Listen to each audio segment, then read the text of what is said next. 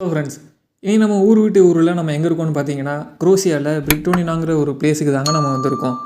இப்போ இங்கே Saint roach festival நடந்துக்கிட்டு இருக்குங்க. செயின்ட் ரோச் யாருன்னா 14th செஞ்சுரியில் வாழ்ந்த ஒரு கேத்தலிக் புனிதர் தாங்க. அந்த டைமில் யூரோப்பில் பிளேக் நோயால் கிட்டத்தட்ட 5 கோடி மக்கள் இறந்துருக்காங்க. இவருக்கு அந்த பிளேக் நோயை ஹீல் பண்ணுற பவர் இருக்குன்னு மக்கள் நம்பினாங்க. ஏன்னா பிளேக் நோயால் பாதிக்கப்பட்ட மக்களை சந்தித்து அவங்களுக்காக ப்ரேயர் பண்ணுறதுனால அந்த பிளேக் நோயும் சரியாக இருக்குங்க, மக்களையும் காப்பாற்றியிருக்காரு. அதனால அவருக்கு நன்றி சொல்கிற விதமாக தான் ஆகஸ்ட் 14, 15, 16 அன்னைக்கு ஃபெஸ்டிவலை கொண்டாடிட்டு வராங்க. இப்போ இங்கே பார்த்தீங்கன்னா லைவ் மியூசிக் கான்சர்ட் இருக்குது, டிஜே இருக்குது, எல்லாமே பயங்கரமாக இருக்குங்க.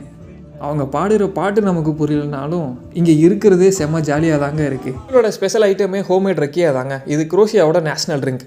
இந்த ஃபெஸ்டிவலில் ஸ்ட்ரீட் ஃபுட், டாய் ஷாப், ஹோம்மேட் ஒயின் எல்லாமே கிடைக்குங்க. இங்கே லைவ் மியூசிக் பக்கத்துலேயே பார்த்தீங்கன்னா இங்கே ட்ரிங்க் சர்வ் பண்ணிகிட்ருக்காங்க. இங்கே என்ன ஒரு ஆச்சரியம்னா இங்கே எந்த ஒரு சண்டையுமே இல்லைங்க. நான் இன்னும் போலீஸை கூட பார்க்கலங்க.